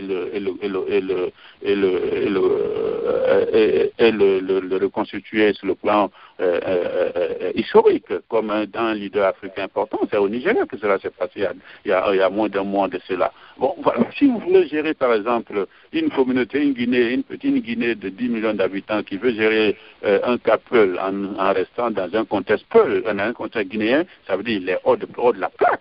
Tu gérer une question comme ça, il faut le gérer sur le plan régional. Et c'est ce qui fait aujourd'hui que nous avons des questions importantes où l'armée est incapable, nous sommes contraints d'autres communautés pour faire face à des donzos, pour soutenir telle communauté du côté de la Côte d'Ivoire ou du côté de la Guinée ou du Libéria, parallèlement à côté des armées. Ce sont des questions importantes qu'on ne peut pas gérer en faisant abstraction. Voilà pour les problèmes auxquels je vous dis que la question que vous venez de poser n'est pas une question de morcellement, c'est une question de gestion, de système de gestion de cette partie de l'Afrique. Il faut changer, il faut choisir une démocratie de la diversité. Et là, il y a des exemples partout dans le monde, il faut tenir compte. L'Indonésie également, regardez le cas de l'Indonésie, qui est un pays musulman. Et un pays aussi divers que l'un des pays les plus peuplés. Mais regardez la démocratie dans ce pays. Voilà. Mais on peut prendre de bons exemples et ne pas forcément copier, faire copier-coller, mais aller l'analyser. Est-ce que c'est ça qui correspond à notre système? Ou est-ce que c'est le cas de la France qui correspond? Regarde la France. La France qui n'arrive pas à gérer sa diversité. Et comment vous voulez qu'une démocratie française qui n'arrive pas à gérer sa propre diversité, vous puissiez calquer un cas comme ça dans un pays où vous êtes plus diversifié que la France? Voilà un exemple. Oui. Un autre aspect du problème, c'est aussi, cette année, nous avons vu le printemps arabe, qui a commencé d'ailleurs l'année dernière. Et justement, le problème dont on parlait tout à l'heure, le problème de la division du Mali, même si c'était en gestation pendant longtemps, le problème des Touaregs, mais en tout cas, la chute du régime de Kadhafi a permis aux rebelles de revenir de la Libye avec des armes. Et aujourd'hui, voilà, on parle de la scission. Le Mali est divisé en deux. Qu'est-ce que vous pensez de ces retombées sur l'Afrique subsaharienne? Je crois que ce n'est pas une question. La question, chaque fois, je n'ai pas l'opportunité d'intervenir au niveau des médias parce que ma profession ne le permet pas forcément. Et cette question de la Libye est une question importante et qui revient à plus d'un titre. La question importante qu'il faut se poser, est-ce que avant l'intervention, la situation que la Libye présentait était une situation qui était structurellement bonne pour l'Afrique? La question se posait, le président Kadhafi, que nous respectons tous en tant que grand panafricain, avait des visions, mais est-ce que ce qu'il faisait était de nature à favoriser l'Afrique? Le soutien aux guerres, le soutien aux dictateurs, et lui-même vouloir gérer une unité africaine qui est faite de diversité religieuse, ethnique, étatique, et toi-même tu n'arrives pas à gérer ta propre diversité dans un système de liberté de soi. Est-ce que le leader africain a eu le courage de dire, Monsieur le Président, vous êtes l'un des plus grands bailleurs de fonds de notre institution, qui est l'Union africaine, mais ce que vous êtes en train de faire ne peut pas être bon pour nous. Tu n'es pas un bon modèle. Nous voulons que tu sois le bon modèle. Cela n'a pas été fait. Donc la situation qui se passait en Libye n'était une situation d'attente. Il allait forcément éclater. Maintenant, la question qui se pose, est-ce que si l'Occident n'intervenait pas, les Africains étaient-ils prêts à intervenir? Les Africains n'ont pas, d'où là, je reviens toujours à cette question de notre faiblesse. Les Africains avec quelle armée? Les Africains avec quel armement? Les Africains avec quel moyen financier? Avec des armées morcelées qui ne peuvent même pas faire à leur propre rébellion. Comment voulez-vous que ces Africains interviennent en Afrique? Ils ont voulu la diplomatie, mais si la diplomatie africaine était forte, pourquoi elle n'a pas été capable de dissuader Kadhafi à faire tout ce qui s'est passé? Donc, c'est par manque de moyens, c'est par manque de responsabilité assumée qui a conduit à l'intervention de l'Occident. L'Occident n'est pas arrivé au premier jour. L'Occident est arrivé après plusieurs jours, après d'ailleurs, disons, mois. La question est importante. Maintenant, la gestion de cela, on peut reprocher, donc, ce que je peux reprocher évidemment à l'Occident, c'est qu'ils n'ont pas tenu compte des effets d'entraînement que cela pouvait avoir. Est-ce que des dispositions ont été prises pour dire oui, on va le faire, mais voilà ce que cela va donner comme conséquence et équiper les pays frontaliers, prendre les dispositions nécessaires du côté de l'Algérie, du Maroc, du côté de l'Algérie, du Burkina Faso, du Niger et également du Mali pour dire que voilà, que serait du Tchad, quels seraient les effets collatéraux de cette intervention. Certainement cela a été fait, mais par manque d'intérêt, parce qu'il faut se reconnaître qu'ils ont des gestions futures, ils font une gestion futuriste. Ils interviennent, ils dépensent les impôts de leurs citoyens en fonction des intérêts de leur nation. Est-ce que l'intérêt de l'Amérique est-ce que la sécurité de l'Amérique était menacée? Est-ce que les ressources pétrolières de ces pays étaient concernées? Est-ce que la question de l'uranium était? Alors, ainsi de suite. C'est une question importante qu'il faut se poser. Mais par conséquent, il a été organisé, intégré, comme je venais de dire, avec une armée africaine puissante, avec même 30% des budgets actuels alloués à l'armée qui soient alloués à cette armée africaine, à commandement intégré, l'Afrique allait prendre dès les 5 jours déjà des dispositions pour pouvoir faire face. Mais tant que vous n'avez pas de moyens, vous allez parler, vous allez faire le tour du monde, faire des grands colloques, mais au final, la main qui donne, elle est toujours déçue. Et l'Occident donne, donc l'Occident décide. L'Occident finance, l'Occident décide. Voilà mon point de vue. Allô? Oui, monsieur Haba, merci, je vous reçois très bien. Et donc, on va passer à un autre volet, à un autre aspect. C'est-à-dire qu'en Afrique, on a remarqué aussi dernièrement que, voilà, vous parlez justement de faiblesse de régime. Quand un régime est faible, le régime d'à côté le déstabilise. On a vu par exemple ce qui se passe aujourd'hui au Congo, où les pays voisins sont accusés de soutenir une rébellion pour déstabiliser le régime en place au Congo. Que pensez-vous de situations comme ça? Oui, mais exactement, c'est ce que je suis en train de vous dire. Décidément, tout ça c'est possible parce que nous sommes différents.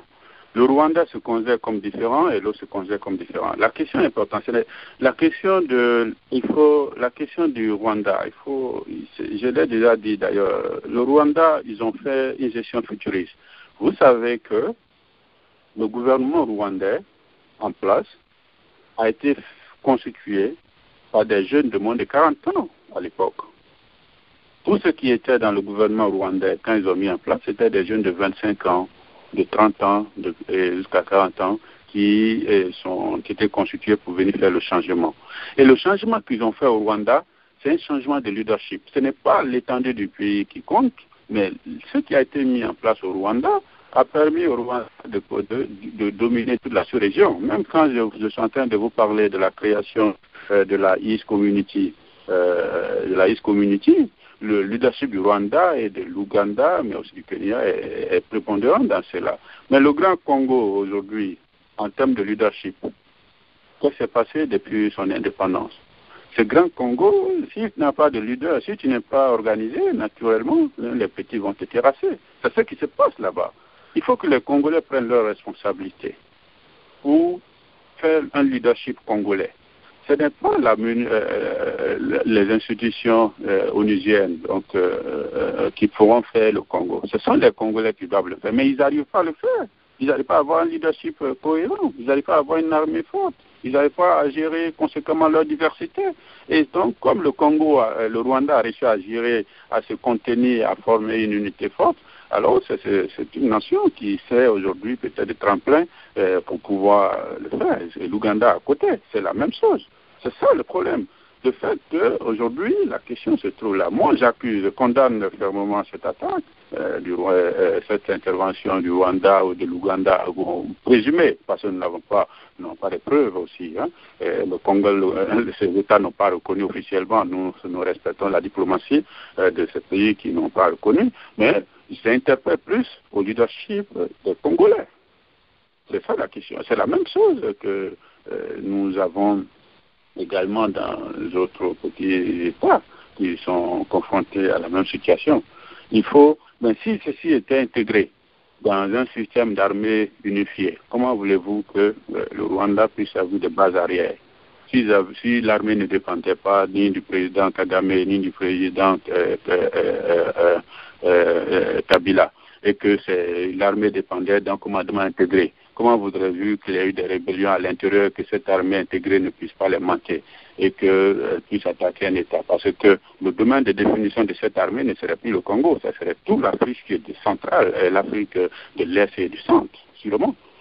Voilà. Ou si le Congo était intégré dans une armée avec l'Afrique du Sud et les autres, avec un commandement intégré, comment voulez-vous que le Rwanda ait le courage de venir attaquer un ensemble qui est constitué du Congo, de l'Angola, de l'Afrique du Sud, ainsi de suite? Le commandement intégré militaire, ils n'auraient pas ce courage de le faire. Je ne pense pas. Qu'il y avait des équipements, des armes sophistiquées pouvant les détecter et puis bombarder le petit Rwanda en 2-4 jours. Si c'était possible, tu penses que le Rwanda pourrait avoir ce courage de le faire? C'est pas possible. C'est là la question, mon cher. C'est ça mon avis sur la question. Oui, et pour revenir à cette intégration, nous avons aujourd'hui un système, avant c'était l'Organisation de l'Unité africaine, et aujourd'hui nous avons l'Union africaine qui montre ses limites, et même ces organisations sous-régionales comme la CEDEAO, etc., montrent toujours des limites. Alors, sur la base de quoi pourrons-nous faire ces intégrations si ce que nous avons déjà comme modèle, c'est-à-dire comme ossature, nous montre des faiblesses? C'est ce que je suis en train de vous dire. C'est pourquoi j'ai dit, sans contredire le président Obama qui parle d'institutions fortes, la question est importante, où moi je mets plus la question sur le leadership humain des hommes, la question des hommes. La question aujourd'hui, c'est quoi? Est-ce que ces institutions ont les moyens de leur politique? C'est ça la question. Il ne s'agit pas de faire des institutions pour faire des institutions. Une institution a besoin des moyens de son fonctionnement. À la date d'aujourd'hui, aucun État ne veut se séparer de sa souveraineté sur le plan monétaire. Aucun État ne veut se séparer de sa souveraineté sur le plan diplomatique. Ne veut se séparer de sa souveraineté sur le plan militaire. Ni même ouvrir ces pays, son marché à l'autre pour qu'il ait la liberté de circulation des personnes et de leurs biens. Le cas de l'Afrique centrale est un cas frappant, la CEMAC, où le Gabonais a besoin de visa pour venir au Cameroun, le Cameroun a besoin de visa pour la Guinée équatoriale, ainsi de suite, sous un espace constitué de la même population, tel qu'autour, si je donne ces trois pays où les femmes sont naturellement les mêmes communautés de langues qui sont dans ces trois pays. Mais comment voudrez-vous que cela soit possible si nous n'avons pas un leadership fort qui peut dire je m'en fous de la question de cette question de ma souveraineté, et je m'en fous que l'armée ne dépend plus de moi, je m'en fous que la diplomatie ne dépend plus de moi. Il faut des leaders forts. C'est pourquoi cette nouvelle génération a besoin de cela. Et c'est pour cette nouvelle génération, peut-être les premiers, qui étaient le premier leadership africain qui était des nationalistes, qui n'avaient pas le choix d'ailleurs après avoir obtenu les indépendances. Ils étaient tellement faibles qu'ils ne pouvaient même pas résister s'ils n'allaient pas aller vers l'Union. C'est cette reconnaissance de leur faiblesse qui a conduit d'ailleurs le président Sékou Touré, Kwame Nkrumah et tant d'autres, malgré qu'ils étaient opposés au bloc du Maroc, qui était fait du roi Mohamed Hassan, du Léopold Sédar Senghor et puis au Boigny, plus proche de l'Occident. Malgré cela, ils ont réussi à mettre quelque chose en place que nous avons appelé l'Union africaine, que nous avons appelé à l'époque l'OUA. Et c'est à cause qu'ils ont pu s'organiser sur le plan militaire pour pouvoir lutter pour pouvoir obtenir l'indépendance. L'ANC, vous voyez, par exemple, un pays comme la Guinée a hébergé des grandes nations comme aider l'ANC à se libérer, l'Angola, et les grands pays comme le Cameroun, ils étaient nationalistes, ils recevaient même de l'étranger, des États-Unis, c'était que le Carmichael, qui s'appelait Sékou Kwame, c'est sûr, donc Kwame Touré. Kwame Touré, qui était ici, qui luttait avec Myriam Makeba et consorts. Ils ont pu, à l'époque, avoir cette vision panafricaine qui devrait être poursuivie par la deuxième génération. Mais la deuxième génération n'a pas pu. Alors, la génération actuelle doit aller vers là pour modifier. Eux, j'étais des enseignants, des médecins, pas de grand niveau intellectuel. Mais malheureusement, tu m'as posé la question que je n'ai pas répondu et tu n'es pas revenu là-dessus. Pourquoi les leaders qui ont fait des grandes universités à l'Occident sont allés après ces premiers et ces militaires? Ils n'ont pas pu, non, tout simplement parce qu'ils n'ont pas adapté leurs connaissances acquises dans les grandes universités africaines et européennes du Nord à la réalité africaine. Ils sont venus calquer exactement ce qu'ils ont pris sans voir la réalité. Ce que je suis en train de vous le dire, c'est parce que, mon cher ami, j'ai fait mes 37 ans en Afrique. J'ai étudié en Afrique, j'ai travaillé en Afrique, j'ai fait le tour de l'Afrique, j'ai fait mes conférences en Afrique. Les réalités, je le vis. Et c'est pourquoi ce que je dis n'a rien à voir avec quelqu'un qui aurait fait peut-être tout son temps après Howard ici aux États-Unis. Parce que je vis la réalité. Il y a cette adaptation. C'est pourquoi ce leadership naissant en Afrique aujourd'hui, et d'ailleurs, reprenez que les jeunes Africains qui viennent de l'Afrique pour étudier ici, pour vivre ici, ont encore une certaine capacité d'adaptation que d'ailleurs ceux qui, je m'excuse, qui ont fait des milliers d'années ici par manque de repères. Voilà des questions importantes. Pour moi, aujourd'hui, ces institutions n'ont pas les moyens de leur politique. Et donc, ils ne sont pas des institutions fortes. Et ils ne pourront jamais être fortes tant que nous ne trouvons pas ces hommes visionnaires, ces hommes futuristes, ces hommes qui pensent global, qui ont une vision globale des choses et qui voient le big picture, comme vous dites aux États-Unis, qui analysent un big picture, qui n'analysent pas macro, micro, et qui voient au-delà du standard. Voilà ce qu'il faut. Oui, je vous remercie beaucoup. Je vais encore revoir si mes collègues ont une ou deux questions. Monsieur Lamine Condé, vous êtes en ligne, votre micro est ouvert. Monsieur Lamine Condé.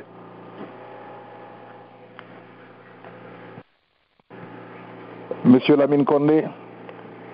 Non, je crois qu'il a des problèmes au niveau de la technique. Donc, voilà, on vient vers la fin de cette émission, Monsieur Haba Bogos, donc je voudrais que vous vous adressiez, peut-être que j'ai raté quelques questions, comme vous venez de le soulever. Si vous avez autre chose dont vous voulez parler sur le leadership en Afrique, allez-y, monsieur. J'ai un message important, clair. Je veux dire, le message que j'ai, c'est dit quoi? Le temps de la transition est arrivé. Donc, il est important que les Guinéens constatent, que les Africains constatent, les Camerounais, pour dire qu'il est temps de faire la transition. Parce que, naturellement, qu'on veuille ou non, l'âge oblige les tenants de l'indépendance qui sont nos pères, qui connaissent, à vouloir nous laisser la tâche à la nouvelle génération. Même s'ils ne veulent pas, naturellement, cela sera naturel. Donc, il est important que la nouvelle génération se prépare. La précipitation n'est pas la solution. Il faut se préparer pour la mission. Et pour se préparer pour une telle mission, il faut aller à la recherche de la connaissance. Il faut aller vers la responsabilité. Il faut aller vers l'indépendance économique. Un leader qui n'est pas indépendant économiquement ne peut pas proposer des solutions objectives. Un leader qui ne peut pas se supporter lui-même, qui n'est pas libre de ses paroles. Il est donc important que ces nouveaux leaders qui veulent vraiment assumer des responsabilités futures en Afrique s'y préparent pour que nous ayons des bons modèles. Ces bons modèles, nous en avons besoin. Il faut également que nous travaillions pour qu'il y ait ce qu'on appelle la démocratie de la diversité en Afrique. Et cette démocratie de la diversité nous permettra de sélectionner les bons modèles et qui vont proposer des bonnes solutions pour que nous ayons des institutions fortes. Voilà mon message que je pourrais adresser et remercier nos frères pour dire de ne pas oublier l'Afrique. De ne pas oublier l'Afrique. Oublier l'Afrique, ce n'est pas juste se rappeler l'Afrique, ce n'est pas envoyer chaque fois du Western Union, de l'argent, c'est pas cela normalement. Il faut penser comment construire l'Afrique sur du durable. Les petits sous qu'on envoie sont importants, mais c'est conjoncturel. Il faut penser structurellement sur le long terme. Il faut penser futuriste. Je vous remercie. Merci beaucoup, Monsieur Bogos Haba, et tout le plaisir en tout cas était pour nous de vous recevoir aujourd'hui sur Radio Top Africa. Et je dis à nos auditeurs qu'ils peuvent réécouter le playback, c'est le numéro 209 647 16 99, puisque tout est enregistré. Et ils peuvent également visiter sur Facebook, sur Twitter et sur notre site web qui est radiotopafrica.com. Alors, Monsieur Haba, je vous remercie et j'espère vous recevoir encore une autre fois sur un autre sujet. En tout cas, Alpha Paps Diallo depuis New York vous dit bonsoir et à la semaine prochaine. Bonsoir et merci beaucoup. Bye bye. Merci, monsieur.